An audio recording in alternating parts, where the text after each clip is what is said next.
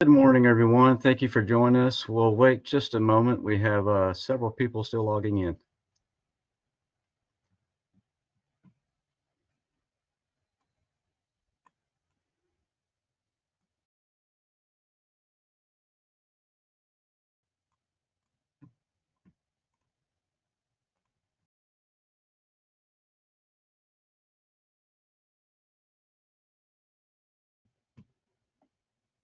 All right, we'll go ahead and get started. Again, thank you everyone for joining us today. This will be a webinar of how to use and utilize white and clear gloss with your LogoJET UV printer. So to start off, a little bit of housekeeping during the webinar. All the attendees' microphones and your web cameras and the chat is disabled. This webinar is for you. We love questions. If you look in the upper right-hand corner of your toolbar, you will see a question icon. At any time during the webinar, you can select this, post any questions. We'll certainly try to get to these during the webinar. If for some reason we can't, we'll reach out to you post-webinar and discuss any questions you may have. As well as that, a link of the recorded demonstration will be sent to all attendees post-webinar. So if there's something you miss, that'll be sent to you and you can easily follow along in your own time. Another thing, so during the webinar, there will be several cameras and screens shared. You will see a little toolbar that you can click and hold with your mouse in between the windows. And if you click and drag this, you can make the cameras and or the screen shares larger or smaller just to make it a little bit easier to see. So today, the team we've got Amber Fridrick, which is our applications manager here at LogoJET. She will be demonstrating the printer and the software and some of the tools that you'll utilize for white and clear gloss. My name is Josh McNaughton. I'm the VP of Technical Solutions, and I'll be the moderator today. So without further ado, I'll hand it over to Amber. All right. Hello, everyone. Good morning. Yes, as Josh said, today we're going to be talking about how to utilize your white and your clear inks with your UVX. Today we're going to be doing the UVX 45i, which is part of our Inspira series printers. So we're going to go ahead and we're going to jump in. The first thing I'm going to do is kind of show you what it looks like if you were to print something without white ink and what the purpose is for using that white ink. We've gone ahead and done a few extra steps by pre-printing our templates, so that way we don't have to waste time just printing those simple templates. And if you already own one of our UV printers, you kind of already know that process. So I'll go ahead and I've got just this clear piece of acrylic. So I'm going to go ahead and just place that on the bed. Like I said, we already have a template put down.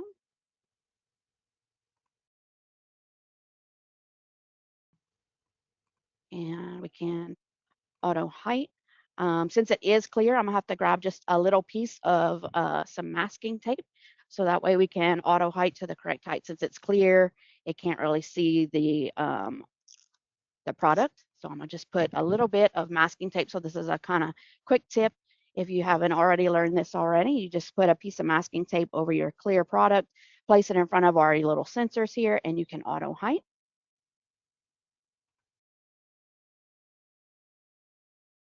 And you can remove that tape. And then I'll go ahead and I've got a bird image that we're going to be printing. And like I said, this one is just going to be color only. So we can kind of see what that looks like if you don't use any white ink. So that one's going to go ahead and start printing. And I've Amber, got while it's another, while waiting it to print, can you go ahead and share your software screen? yeah, sure. And we will, throughout the webinar, we'll have a few polls that'll pop up. We definitely appreciate any answers on those. Again, just a reminder, as we go through, you're welcome to click on the questions icon, and any questions you may have, feel free to post them there. We'll be glad to answer them. Yeah, so on this one, Yep, we what we can see it did, there. Thank you, Amber. yeah, to set it up is we brought in our image and we placed it in there, resized it, all of that. So what I'm basically showing you guys is to go in, and how we set it up is we went into our print properties, and then under our layer selection, we simply only checked color in layer 1. And so for this example, it's just simply color. And so we didn't need to change any of our other settings or anything like that. And so now that that one is done printing, I'll go ahead and pull it out so you can kind of see. Sometimes you might want this type of effect where you don't have any white ink. This one might kind of have like a stained glass type of effect, so you can kind of see up here. But as you can see, it's transparent and the colors aren't very vibrant. And especially if you were going to be printing it on a dark substrate, so I've got like a piece of black material, I'll kind of put it, if we were printing on something black, you really wouldn't be able to see those colors as vibrantly. So the reason that we do use the white ink is that you'll be able to see that it's going to make these colors pop so much more when we add just a white layer before we do our color. So I'm going to go ahead and lay down our next piece.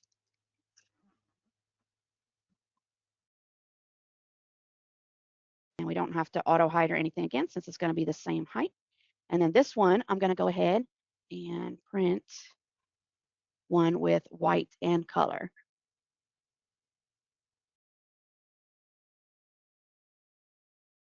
And if we go back, and I'll kind of walk you through here, the difference for the setup, we go into our properties again. And over here for our layer selection, we're going to have our white and then color. So in layer 1, we're going to lay down a white underbase, and then we're going to have our color. And then all of this is going to be the same, or same resolution, everything.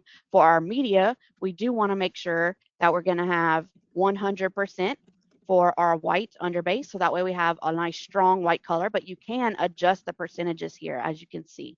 So anytime we're printing like our basic white templates, we'll go ahead and adjust that down to 20% white. That way you're not wasting a lot of white ink, just simply printing your templates.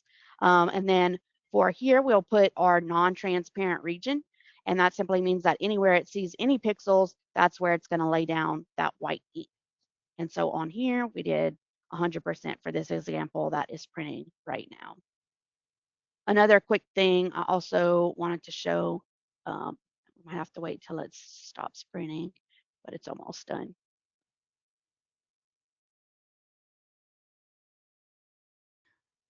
So if I delete that one, I'll be able to go in and adjust. Anytime you do have an image, sometimes you might see the white kind of poking out on the edges of the image. So one thing you can do to correct that is simply by using the white underbase choke.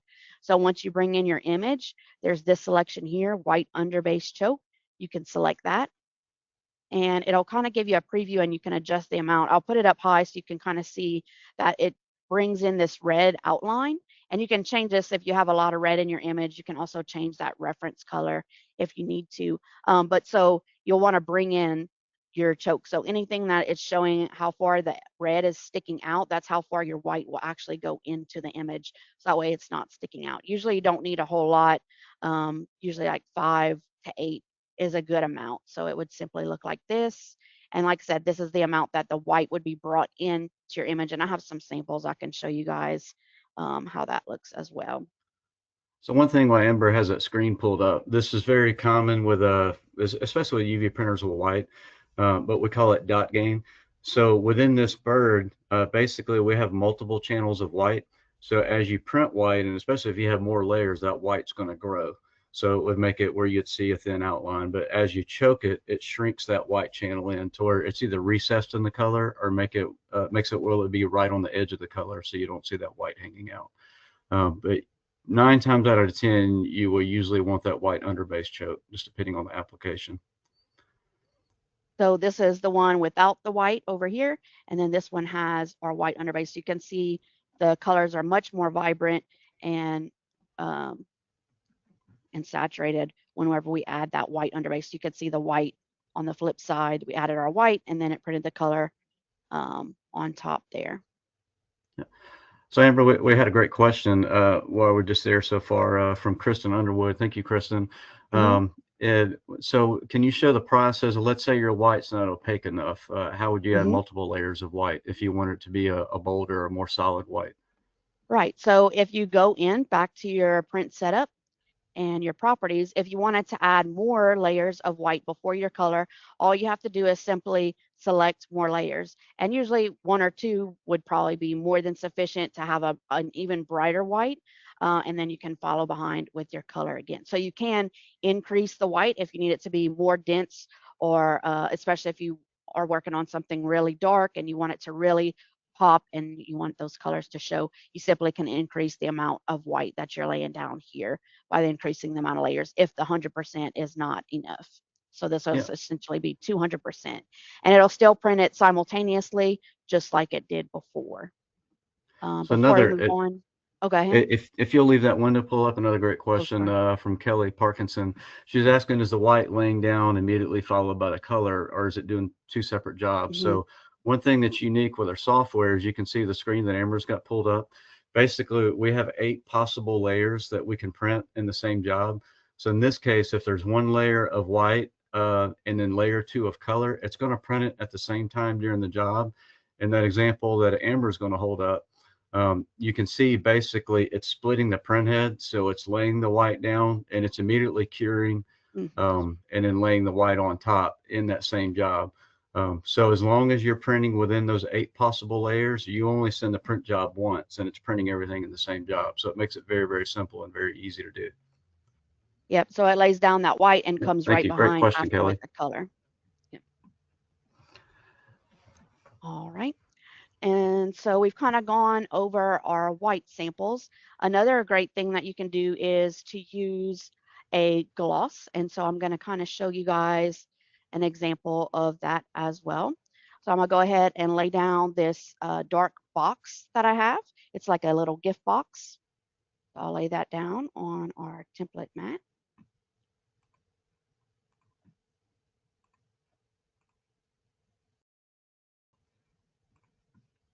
And I'll go ahead and make sure it's in front of our sensors and auto height again.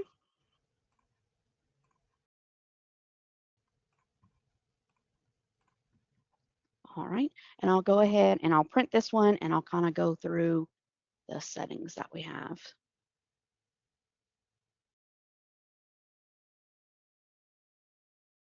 Let me see if I can change the view here. Okay, yeah, so you'll be able to see a little more up close as it prints. And for this one, to adjust the artwork, over here I have an Illustrator file. And so in order to set up this one, we're going to be doing a clear gloss. So it's going to be like a glossy finish to it. And in order to do that, you have to set up a spot color. So over here, we have anything that's pink. We're going to go ahead and make into an actual spot color. So if you go ahead and you create a new swatch, right now it's just a standard pink magenta type color. So we'll go ahead and make a new swatch. And then instead of a process color, we're going to go ahead and change it to a spot color. And then over here, we can go ahead and rename it.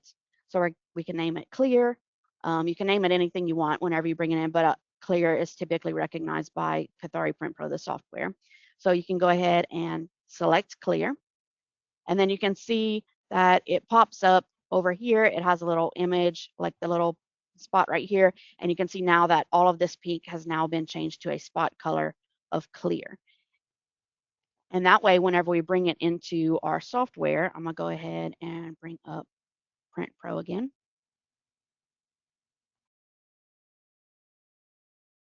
I'm going to go ahead and duplicate that so we can go ahead and edit as it prints.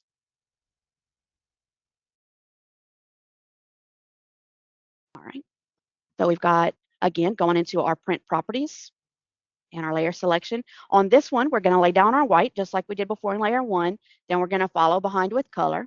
And then our next 2 layers, we're going to use clear. We have 2, kind of like we did with our white, we're doubling up with our clear. But this one, instead of printing it simultaneously like we saw before, this was going to be set up multi-pass. So essentially, it's going to print all the white first, then it comes behind and does the color, and then it will do our 2 clear. And the reason for that is because you can separate out your layers and change the settings for each of them. And we need to do that for our gloss. So our clear over here is going to be in layer 3 and 4. And as you can see, we have this UV lamp section. And if you check this, you can see that if I go back to layer 1, it's unchecked. So that one, we're going to have our UV lamp that's on like it typically is. And whenever you check this UV lamp, it essentially turns off one of them. And it's able to give it a more time to cure. and it stays on a little bit more wet, and that helps it build up into a glossy type finish. And so we did that for both layer 3 and layer 4. We have this UV lamp checked. And then whenever we go to our media, similar to our white, you can also adjust this clear amount. And so we adjusted it instead of 100% down to 70%. And that's just typically what we find works well. The 100%, sometimes it'll kind of spill over a little bit too much and build up. So the 70%, and like I said, we do that kind of 2 times. It gives us kind of the perfect glossy amount that we're looking for. Another difference is over here we have channel based instead of like our non-transparent region that we had before. You can change some of those settings as well. And so for this one, we did channel based, and I'll kind of show you the reason for that.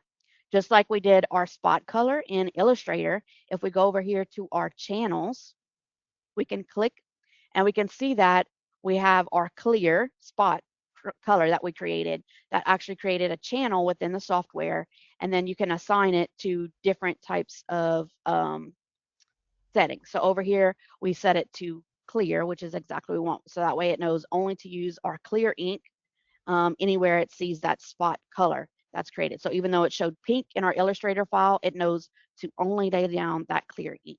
And it looks like our print just finished.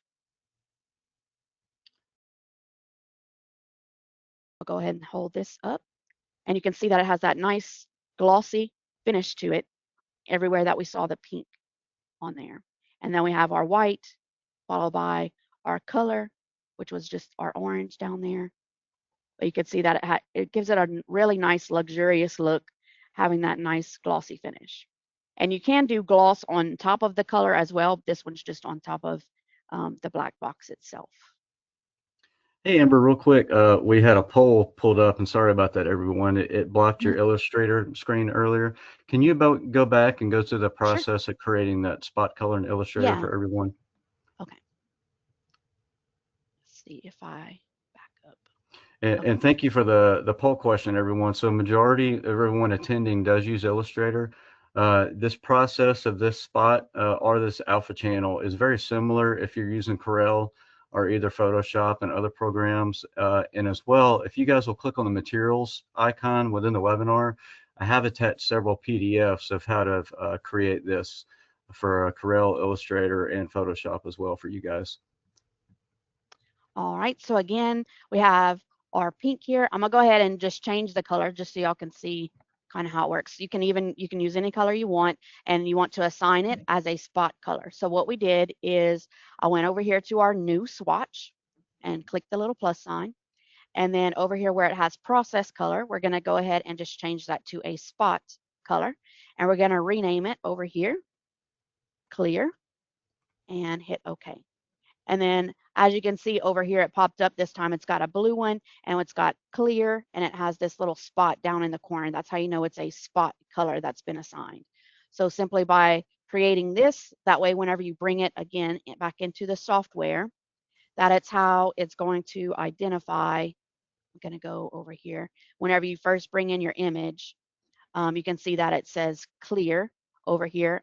Everything that was blue or pink like we saw before is now going to be red. This is just our reference color, just like our choke that we had. You can change that reference color to anything you want. It's just to kind of preview and see where that spot color is going to lay down. And over here, if you ever bring it in, sometimes it'll just be on default, and so it'll have like an S right here. So just make sure you can, if you need to, if it has just spot, you can assign it and make sure it's clear that you want to use. Or in some cases, if it's the white, whichever you want your spot color to be assigned for, that's where you'll change this. So in this case, we used our clear. All right.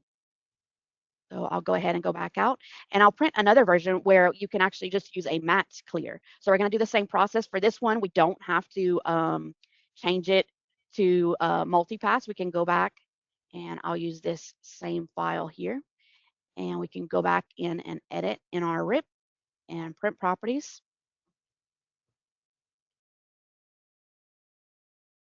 So again, we have our white, our color, and this time we're just going to need one clear for our matte clear.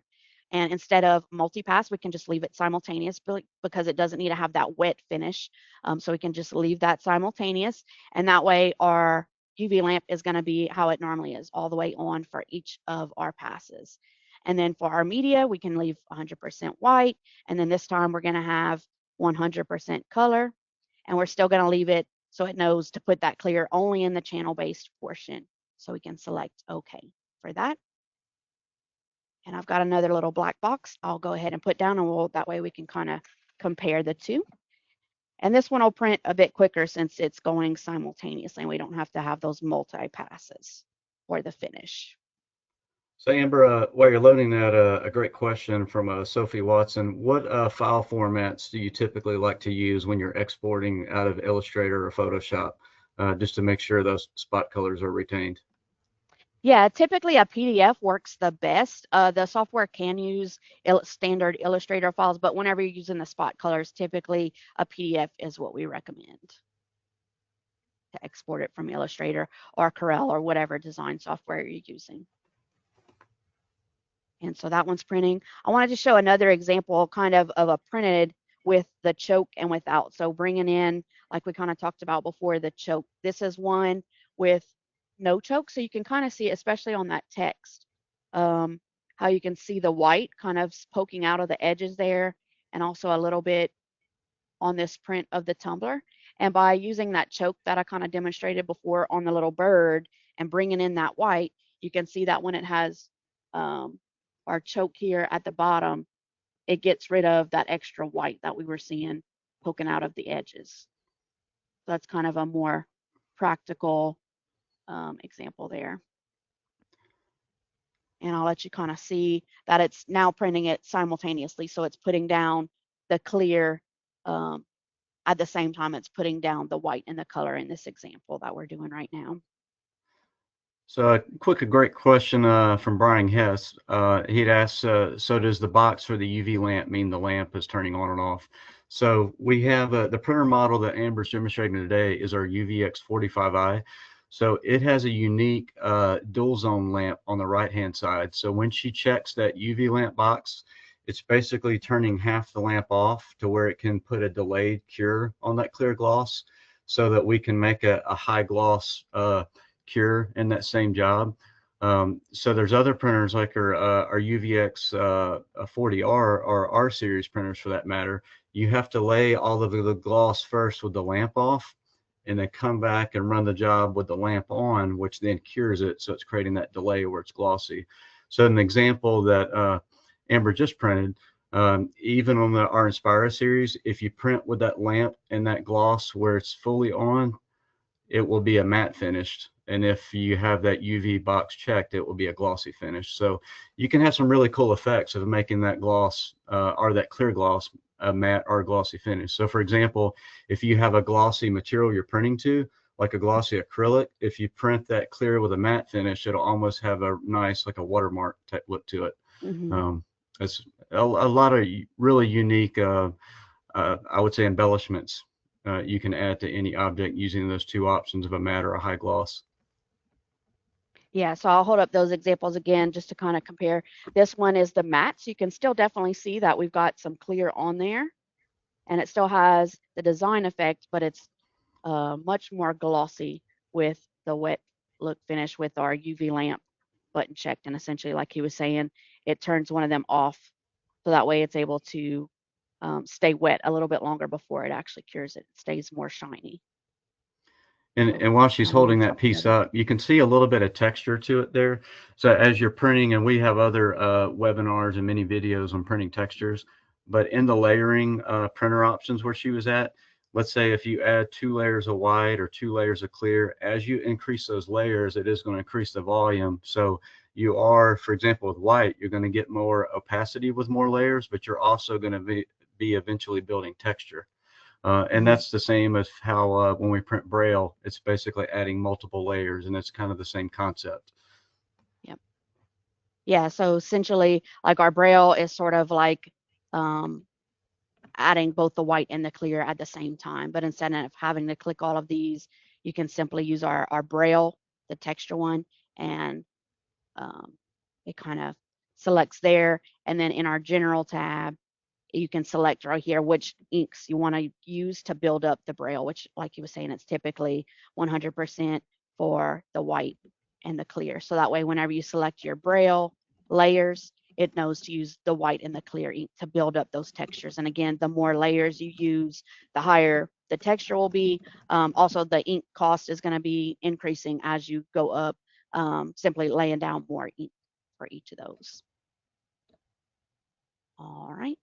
And I have another artwork here. I'm going to print this one on a piece of metal. So on this example, we're going to be printing some with a spot white. So it's very similar to the clear, except this time it's going to have white in certain areas. And then in some areas, we're going to let the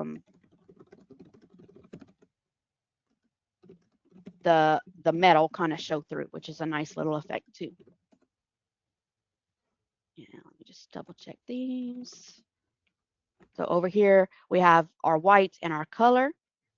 And then for our media, we're going to have 100% white. And again, it's going to be channel based. And then I'll bring in the art and kind of show you guys that as well. For our channels, this time we're going to have a channel that's going to be white ink. So you can see right here, we chose white underbase instead of the clear. And I'll go ahead and auto height that.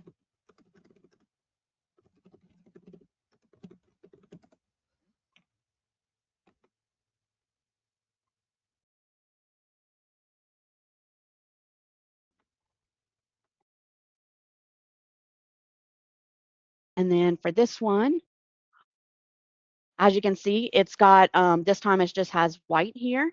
And then we went and through and did the same thing. So over here, we can see that we have our white ink, which is a spot color. So we did the same pretty much type of effect there. If I changed it to, like, if it was red, we can still name it white if you wanted to. You can create a new swatch and same thing, go to spot color and you can name it white. I'll just put one since we already have one that's called white. And then whenever you bring it in, you would find that spot that says white 1 and you would assign it the white underbase. And you can see that it's already almost done printing there.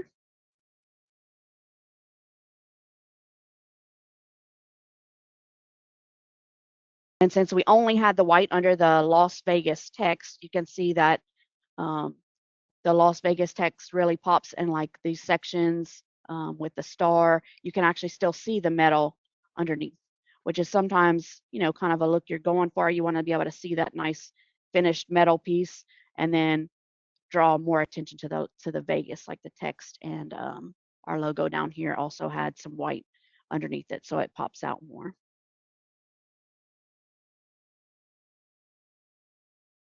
Again, this one is using the channel-based version of the white underbase there. So Amber, can you, we had a great question. Can you show in the software, let's say, for example, the customer wants the white to be not as opaque, where it's almost like a frosted type look. Can you show how to change that percentage again? And I believe you have an example where you can show how you can lower the levels of white. Okay. Yeah. So over here in our print properties, if we have our white layer selected over here, you just want to make sure that you have your white ink. And over here, we have white underbase. So again, you can adjust those percentages down to, you know, 20, 30%. And then you can either have it channel based or non-transparent, however your artwork is set up there. So it's that easy to simply adjust those percentages in the software. And then I have some samples that I can show. Let's see.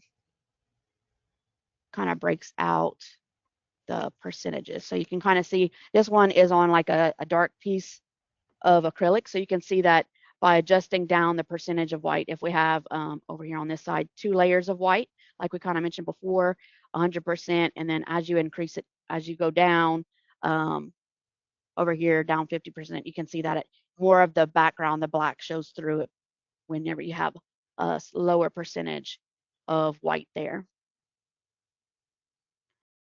That's just adjusting down that percentage.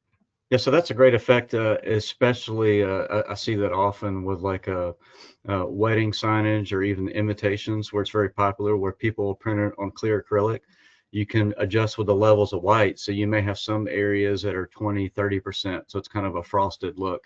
And then other areas that are 100% or multi-layer. So you have a more opaque white. So that's a very unique feature you could use as well. And I will say that you can use that same function for clear. So for example, if you put 100% clear, obviously that's going to be potentially glossier, or also that's going to add more volume of clear. But there's also sometimes where, let's say it's a material that's got a matte finish and we want to make sure that clear is very matte.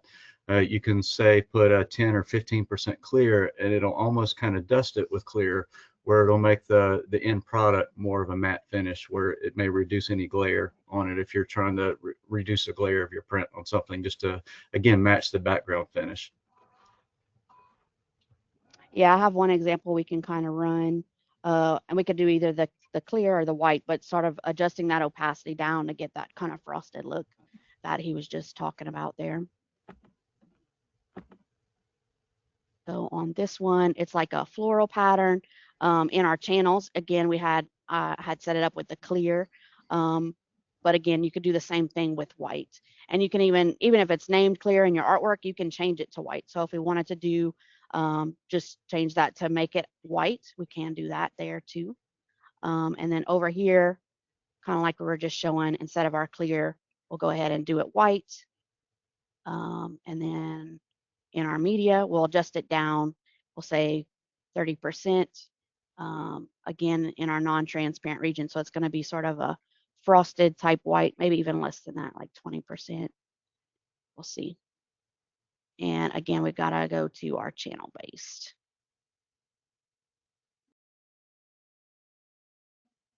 And I'll go ahead and print that.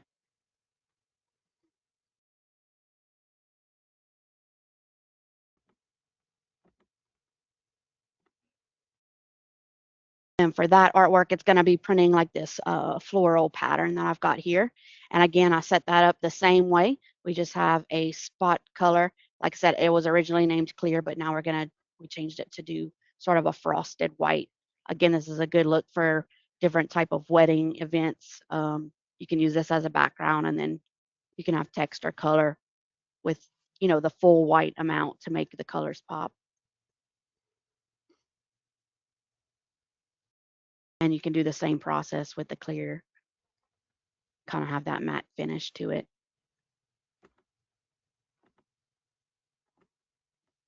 While that's running, I'm going to send out another poll real quick. We'd love to hear how each of you are primarily using spot white and clear gloss in your prints.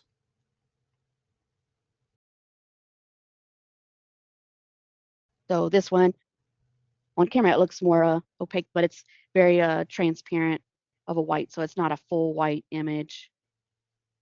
So you can adjust those percentages down. Again, if I had it on something darker, I'll put this black behind it. It might show a bit more.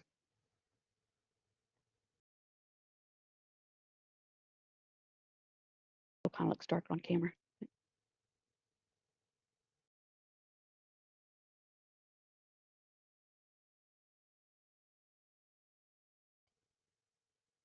And I'll go ahead and print that same one with the clear, because that one does give it a nice frosted kind of look. A lot of times you'll see it on like privacy screens. It kind of gives that kind of a finish.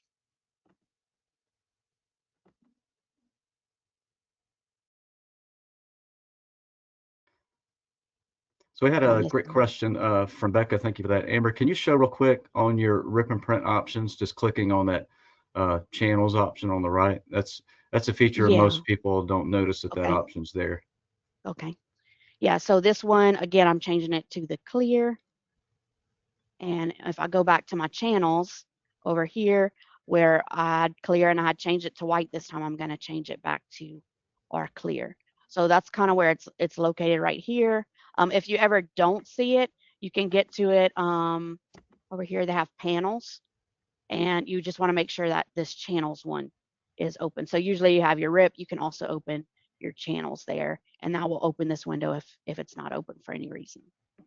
So again, this one we have assigned to just our clear, and we're going to use our same little floral pattern.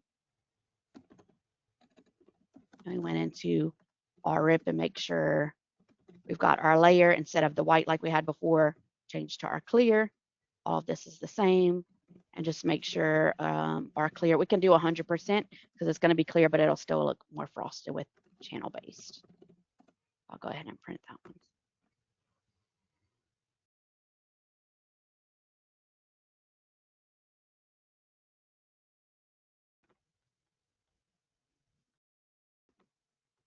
And again, if you have questions, go ahead and pop them in to the question bar and we'll get to them.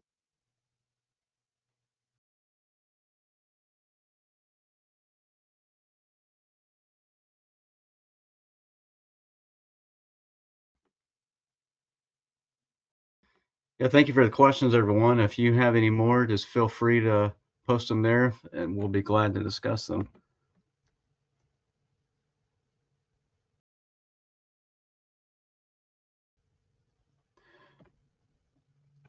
And I guess another thing we didn't mention was if you're printing on a white substrate, then you don't necessarily need to use a white underbase. You can just print directly on color. Like this was like a piece of white leather. And so obviously if it's already a white substrate, you can print directly color without having any kind of white underbase to it.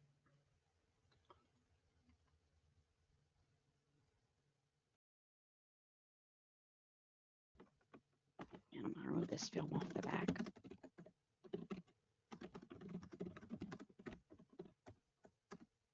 All right. And so this is kind of like we're talking about that really clear, it's a matte clear finish and it on this shiny glossy acrylic. So it kind of gives it that etch mark kind of look to it. And if you do this on like different metals and things, it can even look like it's kind of laser engraved, which is a nice little effect to it as well.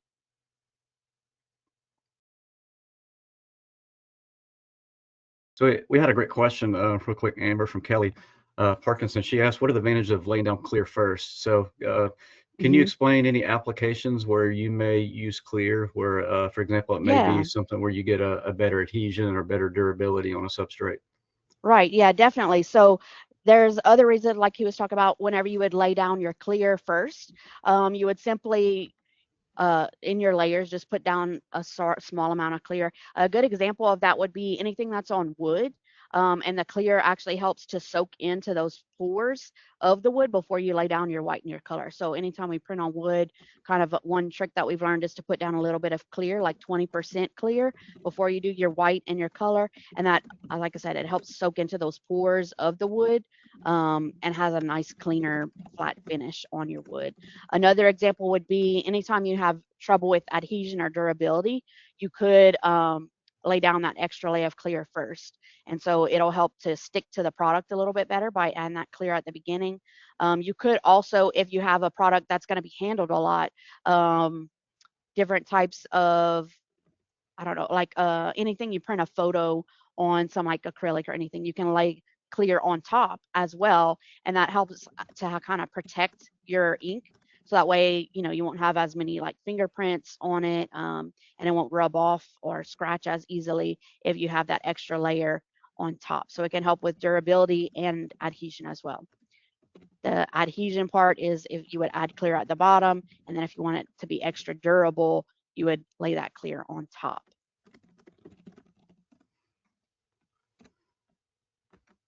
Yeah, great questions. Thank you, everyone. So we had another good one from Patrick White. Is the chemistry of the clear different than the other colors of ink? That's a great question.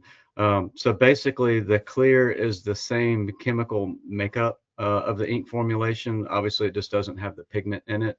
And it does have some additional additives just to add where it can have that high gloss, almost that hardened shell type finish to it. But outside of that, it is the same chemistry within the same family of the CMYK inks as well. Real quick, it's often a question I believe someone asked earlier. Amber, can you go back in the printer settings and just kind of describe a few of the automatic white and clear generations and when you would use those? Yeah, so over here for your white in layer 1, you can definitely, like I said, if you were doing the wood piece where you wanted to add that clear first, you can lay it right here, and then your white and color. And then if you wanted to add the clear over the last part, as on the top for extra durability, you can lay it down right here. And then as far as media, like I said, you can adjust that amount for your clear. Sometimes it would just be like the 20% that you'd have to lay down. A lot of times it would just be in your non-transparent area, which is just everywhere that it has your ink. You want to put that extra clear either underneath or on top there. Is that does Yeah, that answer the so question? if you'll go back to the tab you were just at, Amber. This media one? Yeah, so on the generation type, so many of these where we're using the channel base, can you Oh, okay, yeah. describe some of the other generation Oh, types yeah, and when you sure. would use them? Okay. Yeah. So a lot of times for like the white underbase. So like I said, whenever we used our channel base, that way we knew it only put the white under the Vegas and it didn't put the white under the whole artwork. If we change that and if we did non-transparent, kind of like we did for our bird, then it means it's going to put the white over the entire part of where the image is located. Another example would be the full image. So if I were to put full image on, say, this bird image, then it would put white over the entire square. So the full space that you have, so this whole square would be white behind our bird there. So that's an example of full image. And then we have a couple other ones. So the transparent region would essentially do the same thing. It would be only behind where there isn't any artwork. So it would only be on the outside, but the bird would actually still be transparent, like our example here. So it would only have the white on the outside, and our bird would still be transparent. If we did on the transparent region, it would only put the white outside of the image. And then we have a couple over here, gray gradation and inverted gray gradation. So if you choose gray gradation, then that means any of the darker parts of the image would be more elevated or have more ink put down than the lighter areas. So a lot of times we would use those like we were talking about if we had a textured type of image. I think I have kind of an example here. So this one we had some texture applied to the leather. So we used our gray gradation and the green and the darker colors or have more of a texture. Then obviously our tan, our lighter colors or have less ink put down. So you have more texture on the dark colors than the light. And inverted would do the opposite. So we just ran a case where it was, had a big sunshine with some silhouetted images. And that way the white or the lighter areas were more elevated and the darker was more closer down to the bottom, less elevated. So those are kind of some of the different generation types that are offered here. So you can really kind of change it up and do a lot of different things with your artwork and achieve it a lot of different ways, even with the same, piece of art without having to change anything in the design software itself, which is nice.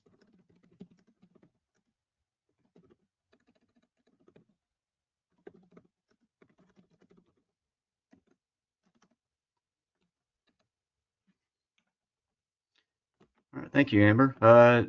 Any other questions? Feel free to post them there. We'll be glad to get to it real quick. Again, it's very interesting. Thank you for the poll answers, everyone. So a majority of people are using the clear, obviously, to add a high gloss, and it does add an additional protection for abrasion or wear, depending on the object. Obviously, if it's something that's going to be handled, it adds some additional protection. Another question. A user had asked if it adds additional UV durability outside. It absolutely does. So all of UV inks have UV resistance outdoors, but when you add the additional top layer of clear, that does add some additional protection as well, especially for anything that would be exposed to extreme weather elements such as exterior signage. It'll definitely help out. And then again, as a reminder, we're not covering it much in this webinar, but we do have previous, and we have a lot of instructions on our LogoJET community of printing textures. But obviously you can use clear and white for printing texture, and it's the exact same process of doing the channel base and making unique spots as we've shown. The only difference is you're adding additional layers of each of those colors, which builds up the texture or that thickness of ink. So we had another question again, Amber, if you don't mind, can you open that screen again and just show how to change that percentage for white and clear? That's a function oftentimes many people don't realize it's there, but it's always in your software. But obviously, if you don't play with it and use it, it's easy to forget about. Yeah, so it's over here in the media section, and then you just make sure whichever one you're adjusting, and it has strength percent. So again, standard is 100%. If you want to have, a full white image underneath your color, which again, most of the time that's going to be non-transparent unless you have the spot color set up like we were talking about before. And then you can adjust it down, like I did 20% for that acrylic that we did. And same thing with your clear, it would just be adjusted down the same way. You can just adjust those same amounts. Like we're saying, if you are doing like a little bit of clear on the bottom or top, you can, adjust that amount of clear. You don't have to always have it at the full 100%. And yeah, I saw a question about like the frosted look, should the clear and the white be the same amount? It depends on what kind of look you're going for. And definitely it doesn't have to be the same amount, because this was 100% clear and it's, looks very frosted. And this white, I would even go down, like this was like 20%, but you could probably go down to, based on this, maybe 5% if you wanted kind of a more look like this, except a bit more visible or a bit more, you know, of a white frost than a clear frost. So yeah, you can definitely adjust those separately, and you can have one or the other or both. Like you can do multiple layers, so you can add both the white and the clear if you wanted to. So I had another great question from Sam Robinson. Thank you. When would you use, or could you explain some applications, or I guess the graphic or the design for that matter, of when you'd use the white highlight function, Amber? Okay, yes. So we do have a white highlight over here. You can kind of see right here, it has white highlight. Again, probably going to be 100% if you do use it. And on the fly just means that you let the system kind of determine when to use it or where to use it. But essentially, when you would use that white highlight is anytime you have sort of reversed out text, would be a good time to use it. If you have, a dark background and you have white text underneath. And what this does, instead of it only laying the white underneath your product, it actually lays down the white with the color layer. So a lot of times it would be selected in the layers.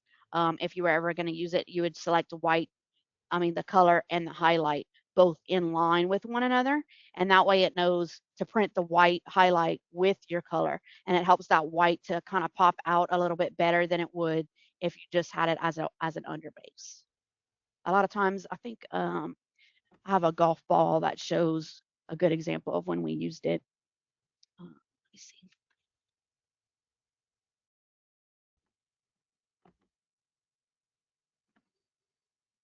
So for like this one, it's kind of reversed out text within the black here. And as again, small text. So having that white highlight helps to really show without just having the white as an underbase. It helps those letters show up a bit more better.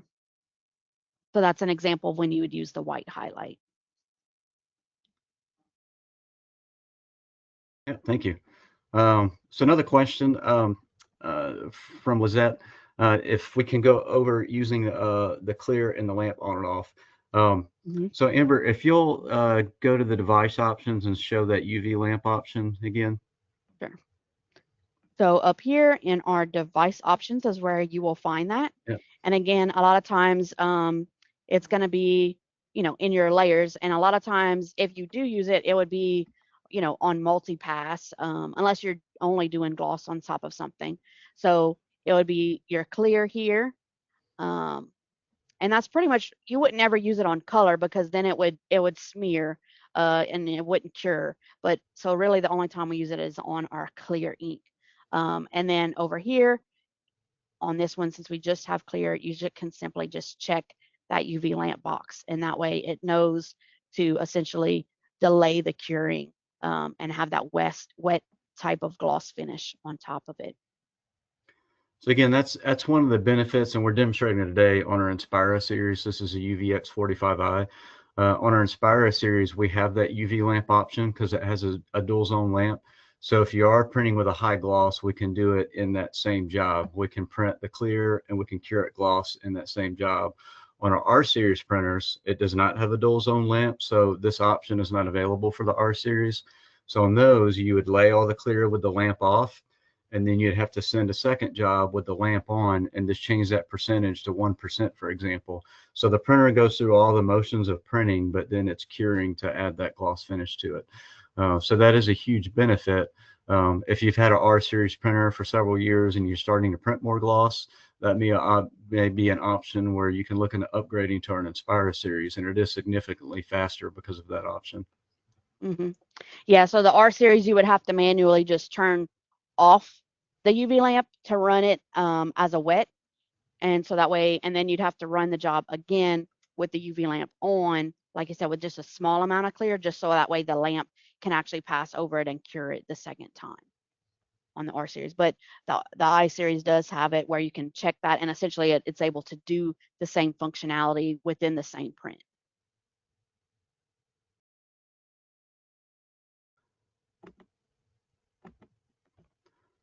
All right, a lot of great questions. Again, thank you for everyone joining us today. We'll go ahead and wrap up. If you have any further questions, you can reach out to us at sales@logojet.com if you have any questions as far as the Inspire or R series, as we mentioned. If you have any technical questions, feel free to email us at support@logojet.com.